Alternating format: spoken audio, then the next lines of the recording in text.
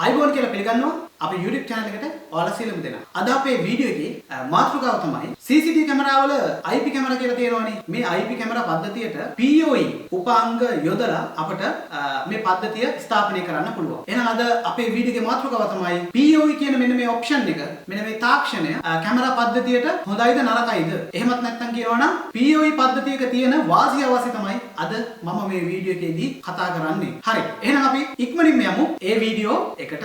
මුලින්ම අපි බලමු PoE පද්ධතියකින් සිදුවෙන කාර්යය මොකක්ද කියලා. ඒකේ කාර්යය තමයි power supply හයි කරන්නේ නැතුව. අපි දන්නවා power supply එකක් අපි CCTV කැමරාවට හයි කරන්නේ ඇයි? මේ කැමරාවට විදුලිය ලබා දෙන්න අවශ්‍යයි. power එක ලබා දෙන්න අවශ්‍යයි. එහෙම නැත්නම් මේක ක්‍රියාකාරී වෙන්නේ නැහැනේ. ඉතින් මේ PoE ඔප්ෂන් එකේදී power supply භාවිතා කරන්නේ නැහැ. ඒ විතරක් නෙමෙයි power supply භාවිතා නොකරන නිසා මේ power supply වලට අපි power cables, TT cables wiring කරනවානේ. මෙන්න මේ cables wiring කරන්නෙත් නැහැ. ඒ වගේම තමයි මේ කේබල් අපි මිලදී ගන්න අවශ්‍යත් නැහැ. මෙන්න මේ කේබල් සහ power supply පාවිච්චි කරන්නේ නැතුව PoE NVR එකක් හෝ PoE switch එකක් පාවිච්චි කරලා ඒ වගේම තමයි IP කැමරාවට අපි පාවිච්චි කරන්නේ Cat 6 නැත්නම් Cat 5 කියන network cables. එතකොට මේ කේබල් එක ඇතුලේ තියෙනවා කේබල් 8ක්. එතකොට මේ කේබල් වලින්ම කැමරාවට power එක ලබා දෙන ක්‍රියාවලිය තමයි PoE ක්‍රියාවලිය කියලා අපි හඳුන්වන්නේ. දැන් ඔයාලට පැහැදිලි ඇති. කෙටියෙන්ම කියනවා නම් power supply මේකට දාන්නේ නැහැ. ඒ වගේම power cables දාන්නෙත් නැහැ. කොහොමත් අපි IP කැමරාවට පාවිච්චි කරන network cables. මෙන්න මේ network cable එකෙන්ම විදුලිය කැමරාවට ලබා දෙන එක තමයි PoE ක්‍රියාවලිය කියලා අපි හඳුන්වන්නේ. හරිනේ? පැහැදිලිනේ? ඊගොල්ලෝ අපි බලමු PoE වලට අදාළ උපාංග මොනවද කියලා. PoE වලට අදාළ උපාංග තියෙනවා. ඔයාලට PoE පද්ධතියකින් IP කැමරා ස්ථාපනය කරන්න ඕන නම් මෙන්න මේ උපාංග ටික ඔයාලට මිලදී ගන්න වෙනවා. පළවෙනි එක තමයි PoE NVR එක. PoE NVR එකක් ඔබ මිලදී ගත්තොත් PoE switches ඕන නැහැ. කෙලින්ම PoE NVR එකෙන්ම network cable සම්බන්ධ කරද්දී ඒ PoE NVR එකට කැමරා වලටත් විදුලිය මේ PoE NVR එකෙන්ම ලබා දෙනවා. මොන හරහාද? network cable එක හරහා. පැහැදිලිද? ඊට පස්සේ ඔයාලට පුළුවන් non PoE NVR එකක් අරගෙන ඕන නම් PoE switches එතකොට උවමනා වෙනවා.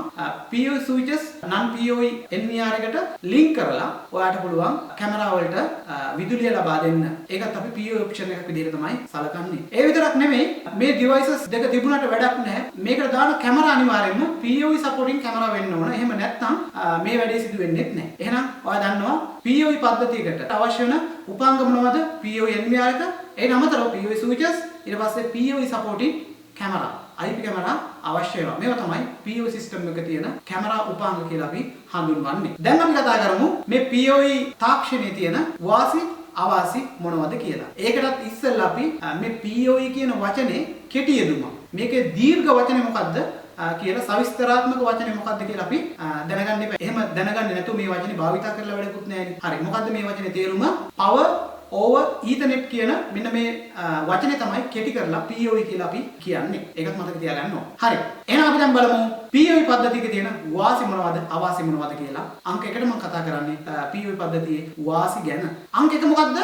අංක 1 තමයි PoE පද්ධතියකට අපි power supply පාවිච්චි කරන්නේ නැහැ නේ. එතකොට non PoE පද්ධතියකට අපි power supply පාවිච්චි කරනවා. මෙන්න මේ වියදම යන්නේ නැති එක වාසියක් විදිහට අපිට ගන්න පුළුවන්. දෙවෙනි කාරණාව තමයි power supply හයි කරන්නේ නැත්නම් කොහොමද power cable සහ ඒක wiring කරන්න යන වෙලාව ඒ කාර්මික ගාස්තු වැය වෙන්නේ නැහැ. ඒ වගේම TT cables අපිට මිලදී ගන්න ඕනෙත් නැහැ power supply එක අපි හයි කරන්නේ නැති නිසා. එතකොට PoE option එකේ දෙවෙනි වාසිය තමයි cable cost එක සහ technical charges ඒ සඳහා වැය වෙන්නේ නැහැ. තුන්වෙනි කාරණාව තමයි PoE switch එක හරහා කැමරාවට යන්නේ DC කරන්ට් එකනේ නේද? හැබැයි අපි power supply දානවා නම් ගෙදර voltage එක 240 කරන්ට් එකක් තමයි අපි power supply එකට යනකම් රැහන් වල ගමන් කරන්නේ. එතකොට විදුලි අනතුරු, ඒ කියන්නේ මේ එකක් ෂෝට් වෙලා එහෙම නැත්නම් යම්කිසි පුද්ගලයෙකුට කරන්ට් එක වැදුනොත් මරණීය අනතුරු සිදු වෙන්න පුළුවන්. ඒක DC කරන්ට් එකක් නෙමෙයි AC කරන්ට් එකක් නිසා.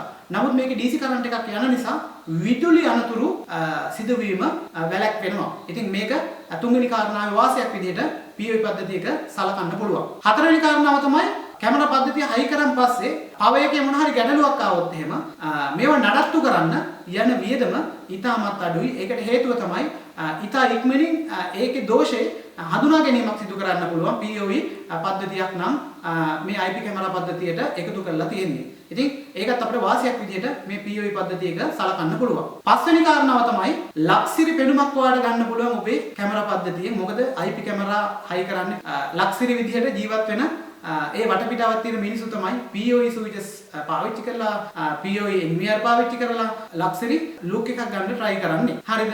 ඉතින් එතනදී power supply නැහැ, cables නැහැ නේද? එක cable එකයි තියෙන්නේ. එතකොට අපි සිවිලුම් එකට එහෙම මේ කැමරාව high කරොත් එහෙම නැත්නම් slab එකට high කරොත් එහෙම power supply එකක් වෙනින්ම අපිට high කරන්න වෙනවා. ඉතින් සමහරක් කට්ටිය හිතන එක කැතයි කියලා, කැමරාව විතරයි පේන්න ඕන කියලා. ඒ වගේම තමයි මේ power supply වලින් ඇති වෙන ප්‍රශ්න තියෙනවා නේද? ඒක ඇතුළට dust එක යනවා, කූඹි යනවා, සත්තු යනවා, ඊට පස්සේ මේවා short වෙනවා.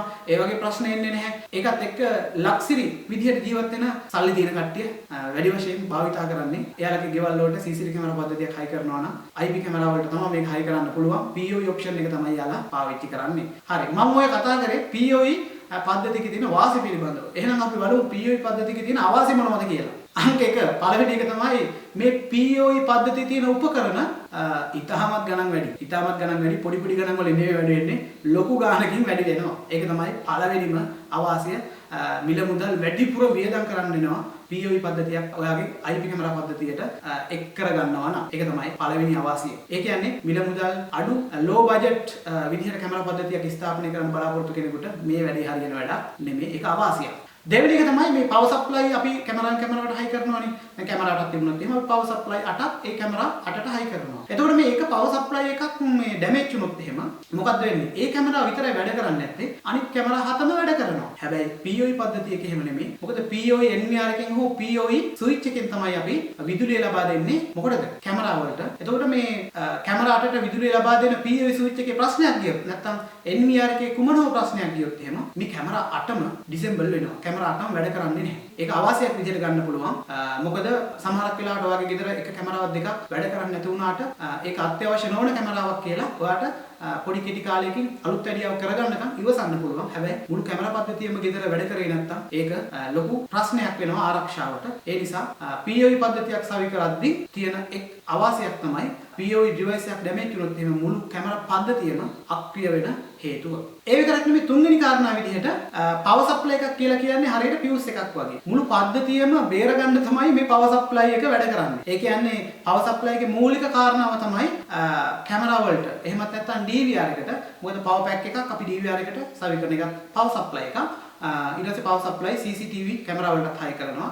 ඉතින් මේකෙන් අපි ප්‍රධාන කාරණා විදිහට ගන්නෙ ගෙදර තියෙන AC power එක DC power එක විදිහට convert කරලා ලබා ගන්න එක. නමුත් මේ power supply වලින් තමයි කැමරාවට ආරක්ෂාවක් එන්නේ. මොකද high voltage අකුණක් එහෙම ආවොත් එහෙම මේ power supply තමයි පිච්චෙන්නේ. power supply ගණන් අඩුයිනේ. රුපියල් 850ක් 1200ක් මේ වගේ ගණනක් වෙන්නේ. හැබැයි කැමරා එහෙම නෙවෙයි 5000 6000 10000 20000 ඒ වගේ ගණන් වලටනේ තියෙන්නේ. එතකොට මේ කැමරා පද්ධතිය අඩුම device එකනේ power supply එක. මේ power supply තමයි පිච්චෙන්නේ වැඩිපුර අකුණක් high voltage මෙන්න මේ දේවල් සිදු වුණොත් එහෙම ඒක පිච්චෙන්නේ මොනවද? කැමරා නෙමෙයි power supply තමයි පිච්චෙන්නේ. එතකොට කැමරා ටික බේරෙනවා power supply එක ඇපේට තියලා. ඉතින් ඔය වැඩේ තමයි පද්ධතිය සිද්ධ වෙන්නේ. නමුත් PoE switches දැම්මොත් එහෙම මොනවද වෙන්නේ? PoE switch එක තමයි damage වෙන්නේ. හැබැයි PoE switches එක විශාල ගාණක් වෙනවා. power supply එකක ගාණට සාපේක්ෂව හිතා ගන්න බැරි ගාණකින් වැඩි වෙනවා. අන්න එතනදී පොඩි ගැටලුවක් එනවා නේද? පොඩි ගැටලුවක් නෙමෙයි ලොකු ගැටලුවක් වෙනවා. මොකද අකුණු ගහනවා වහින කාලයට ඊට අමතරව ඕනම වෙලාවක විදුලි බල මණ්ඩලයෙන් high voltage එකක් ඇවිල්ලා මුළු ගෙදරට ඇතුල් වෙලා කැමරා පද්ධතිය විනාශ කරන්න පුළුවන්. ඉතින් එතනදී power supply high කරලා තිබුණොත් නම් power supply ටික පිච්චිලා කැමරා 8ක් ගියොත් එහෙම රුපියල් 8000කින් විතර බේරෙන්න පුළුවන් මේ. PoE switch එකක් ගියොත් එහෙම සමහරක් වෙලාවට 15000 සිට 45000 දක්වා ලොකු වියදමක් ඔයාලට වැය වෙයි මේ PoE switch එක දාගන්න. ඉතින් ඒ වගේ ලොකු වියදමක් යනවා නැවත මේක නඩත්තු කරන්න යද්දී. ඉතින් මේක විශාල අවශ්‍යක විදිහට PoE පද්ධතියක සලකන්න පුළුවන්. සල්ලි තියෙන කට්ටියට මේක ප්‍රශ්නයක් නෑ. එදා වෙලා හොයන්න ගේමක් ගහන කට්ටිය මේ පද්ධතිය හයි කරගත්තොත් එහෙම එයාලට ලොකු අකරතැබ්බ වලට මුහුණ දෙන්න සිදු වෙනවා. ඒ විතරක් නෙමෙයි. ඔයාගේ ගෙදර PoE පද්ධතියට සැලසුමක් සකස් කරන්න එපයි. ඒ සැලසුමක් සාමාන්‍ය කාර්මික ශිල්පියෙකුට සකස් කරන්න බෑ. මොකද PoE switch එකක තියෙනවා උපරිම දුර. ඒ කියන්නේ PoE switch එකේ ඉඳලා කැමරාවට කොච්චර දුරක් තියෙනවද? සමහරක් වෙලාවට මීටර් 100, 200, 300, 400 ඒ වගේ තියෙන පුළුවන් 800. ඉතින් ඒ වට දුරට අදාළව PoE switches තියෙනවා. ඉතින් ඒවා ගැන හොඳ හොඳ දැනුමක් තියෙන්න ඕන ඒවා තෝරගන්න ඒ පද්ධතියට ගැලපෙන විදිහට. ඒ විතරක් නෙමෙයි මේ ස්විචස් වලට කැමරා විශාල ප්‍රමාණයක් එකට එකතු වෙලා අප්ලින්ක් විදිහට NVR එකට යනවා. එතකොට ඒ විශාල කැමරා ප්‍රමාණයක් එකට එකතු වෙද්දී එන්න ඒ දේවල් වලට කාර්යක්ෂමතාවයක් තියෙන POE NVR හෝ POE ස්විචස් තෝරගන්න සිදු වෙනවා. ඉතින් ඒකට හොඳ නිපුණතාවයක් මේ POE ටෙක්නොලොජි එක ගැන හොඳ නිපුණතාවයක් තියෙන ටෙක්නීෂියන් කෙනෙක් වෙන්න ඕන. ඉතින් සාමාන්‍ය ඇනලොග් කැමරා හයි කරන සාමාන්‍ය IP කැමරා හයි කරන කෙනෙකුට එහා ගිහිල්ලා POE ගැන හොඳ දැනුමක් තියෙන්න ඕන. මේ කැමරා උපාංග POE වලට අදාළ කැමරා උපාංග මෙලදී ගත්තා. ඉතින් ඒකත් අවාසියක් විදිහට සලකන්න පුළුවන්. මොකද එහෙම නැති කට්ටිය තමයි බොහෝ පිරිසක් ලංකාවේ කාර්මිකයන් විදිහට ඉන්නේ. මොකද අර වගේ කැමරා පද්ධතියකින් ගොඩක් වෙලාවට එයාලා හයි කරන්නේ. හැබැයි අර වගේ එකක් එද්දී සමහරක් වෙලාවට එයාලා නොදැනුවත්කමින් හරියට ඒ දේවල් හොයන්නේ බලන්නේ නැතුව POE ස්විචස් හයි කරොත් එහෙම කැමරා වලින් එන වීඩියෝ දර්ශන වල ක්වොලිටි අඩු වෙන්න පුළුවන්. සමහරට කැමරා වැඩ කරන්නේ නැති වෙන්න පුළුවන්. අන්න ඒ හින්දා POE පද්ධතියක් සැලසුම් කරනවා නම් ඒ සැලසුම් කරන කෙනාට ඊටා හොඳ වෘත්තීය පුහුණු දැනුමක් තියෙන්න ඕන. ඒ පද්ධතිය කොහොමද හයි කරන්නේ කියලා සැලසුම් කරන්න. ඒ වගේම ඒ සැලසුම් කරන උපාංග අරන් එද්දී ඒවා ටෙස්ටින් කරලා බලලා ඒ දේවල් කරගන්න හොඳ වෘත්තීය දැනුමක් තියෙන්න ඕන. සරල වෘත්තීය දැනුමක් තිබුණාට මදි හොඳ වෘත්තීය දැනුමක් තියෙන්න ඕන. ඉතින් ඒකත් අපි අවශ්‍යයක් විදිහට ගන්න පුළුවන්. මොකද එහෙම වෘත්තීය දැනුමක් තියෙන ටෙක්නීෂියන් කෙනෙක් ටෙක්නිකල් ගාස්තු විදිහට වැඩි ගාණක් ඔබගෙන් ආය කරන නිසා. ඉතින් මෙන්න මේක තමයි අද මම කතා කරන්න බලාපොරොත්තු වෙන්නේ. ඔයාලට මොනවද හිතෙන්නේ වීඩියෝ එක ගැන? වීඩියෝ එක ගැන මොන හරි හොඳ හෝ නරක දෙයක් හිතෙනවා නම් ඔයාලට පුළුවන් පල්ලෙහා කමෙන්ට් එකේ ඒක මොකක්ද කියලා දාන්න මට බලා ගන්න. ඊට අමතරව ප්‍රශ්න තියෙනවා නම් ඔයාලට POE මේ තාක්ෂණය පිළිබඳව ඒ වගේ POE camera, POE switches, POE NVR හයි කරලා තියෙනවා. ඒවල තියෙන මොන හරි ගැටලු තියෙනවා නම් පල්ලෙහින් කමෙන්ට් එකක් දාලා තියන්න මට පුළුවන් විදිහට මම ඔයාලට සපෝට් එකක් දෙන්නම්. හොඳයි. මෙන්න මේ විදිහට අද දවසේ වීඩියෝ එක මම නිමා කරනවා. එහෙනම් ඔයාලා ඔක්කොටම සුබ දවසක්. ආයුබෝවන්.